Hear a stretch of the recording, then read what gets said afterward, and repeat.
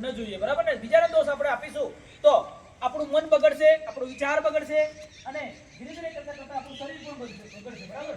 તો એ નાનકડા દ્રષ્ટાંત આપણે સમજીએ કે એક જગ્યાએ એક રાજા હતા અને રાજાએ એવું નક્કી કર્યું કે મારે મારા રાજ્યની પ્રજા કેવું વિચારે છે, એમના વિચારો કેવા છે, બરાબર ને? પોઝિટિવ છે, નેગેટિવ છે કે આવું વિચારે અને એને પરીક્ષા લેવાનું નક્કી કર્યું. અને કેવી રીતના પરીક્ષા લેવી? અને પરીક્ષા લેવા માટે એક જગ્યાએ એક રસ્તો હતો, બરાબર? અવર જાય માણસો ઘણા બધા માણસો નીકળે છે રસ્તા પરથી અને એક પથ્થરો મૂકી દીધો, બરાબર? રસ્તોની વચ્ચે, બરાબર? અને એ પથ્થરો મૂકી અને પછી વેશ પટ્ટો કરી અને સાઈડમાં જઈને બેઠા છે, ભિખારીનો વેશ કરીને. અને ધીરે કરી અને પછી એક માણસ આવ્યા છે. એક માણસ આવ્યા એટલે વિચાર કરે છે કે આ રાજા કેટલો લુચ્ચો માણસ છે, એને ખબર પડતી નહીં હોય આ રસ્તા વચ્ચે પથ્થરો મૂકી કોઈ ધ્યાન રાખતો નથી, હે આમ કરીને નીકળી જાય છે. બીજો માણસ આવે છે, બરાબર? એ પણ વિચાર કરે છે કે આપણા આ રોડ ખાતાવાળા કેટલા લુચ્ચા માણસો, કમસે કમ એમને બહાર નહીં પડતી હોય કે બરાબર રસ્તાની વચ્ચે પથરા પડેલા છે, એને ખબર પડવી જોઈએ કે ના પડવી જોઈએ, બરાબર? આ કેવા માણસો છે, ખોટો પગાર લે છે ચલાવો. આમ કરતા કરતા બીજા છોકરાઓ નીકળ્યા, એ પણ ધીંગા મસ્તી કરતા કરતા એના પથરાને અટકાયો, એને વાગી જ જાય છે પણ પથરાને લેવા માટે કોશિશ કરતા નથી. આમ કરતા કરતા કરતા ઘણા આમ 100 માણસો નીકળ્યા. 100 માણસમાંથી એક પણ માણસ એવો ન નીકળ્યો એ પથરાને ઉઠાવ્યો, બરાબર? અને છેલ્લે 101મો માણસ નીકળે છે. એ માણસ વિચાર કરે છે કે ખરેખર આ પથ્થરો રસ્તાની વચ્ચે કેમ પડ્યો છે, એ કેટલા બધા માણસો છે અને કદાચ કોઈ બાઇક વાળું નીકળ્યું, કોઈ વાહન નીકળ્યું અને ભટકાઈ ગયું, એક્સિડન્ટ થઈ જાય, બરાબર? એને કેટલું બધું નુકસાન થઈ જાય, કદાચ એનો જીવ પણ જોખમમાં મુકાઈ જાય. એટલે વિચાર કર્યો એના કારણે ખરેખર પથ્થરો હટાવવો જોઈએ. એ મહેનત કરે છે, એનાથી ન હળે તો લાકડી લાવીને પણ ધીરે ધીરે કોશિશ કરી અને પછી એ પથ્થરને રસ્તાની સાઈડમાં કરી દે છે અને સાઈડમાં મૂકી અને એ પાછો વળે છે ને ત્યારે પથરાની નીચે એક થેલી ભરેલી રૂપિયા અને સોનાના સિક્કા 1000 સોનામારો હતી અને 1000 સોનામારામાં ચિઠ્ઠી લખેલી હતી અંદર કે આ સોનામારો એના માટેનું ઇનામ છે કે જે આ પથ્થરો ખુશાલે. 1000 સોનામારો ખાલી પથ્થર હટાવવાના ઇનામ મળ્યા વિચાર, બરાબર ને?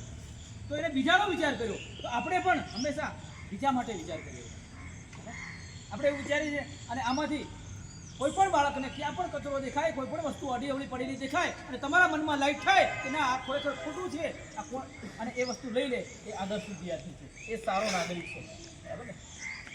આમ કેવું નહીં પડે, બરાબર? આમ નાસ્તો આપવાનો હોય તો ફટાક લઈને છોકરાઓ ઊભા થઈ જાય. એ બીજો ઊભો થાય કે ના ઊભો થાય, મારે કરવું છે, આજે મારા હાથે ખવડાવો છે નાસ્તો.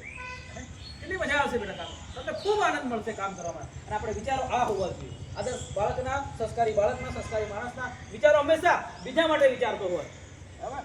અને જે સંસ્કાર વગરનો માણસ હોય, પશુ સમાન માણસ હોય, નેગેટિવ વિચારવાળો માણસ હોય ને, એ હંમેશા પોતાનો વિચાર એ દુનિયાનું જે થવું હોય થાય, બરાબર? મારું પેલું થવું જોઈએ, એ મારું થવું જોઈએ ને મારું મારું મારું મારું કરતાં કરતાં માણસ મરી જાય છે, બરાબર ને? અને જો આ દુનિયામાં, સંસારમાં તરવું હોય, આ સંસારમાંથી આપણે સફળતા મેળવવી હોય તો તારું કરવું પડે. તારું તારું કરતાં માણસ શું થાય છે? બોલો, તરી જાય છે. તારું તારું કરતાં શું થાય છે? તરી જાય છે. અને મારું મારું કરતાં શું થાય છે? બરાબર ને? તો આપણે તરવું હોય, સમાજમાં આગળ વધવું હોય તો હંમેશા બીજા માટે વિચાર કરો, બરાબર ને?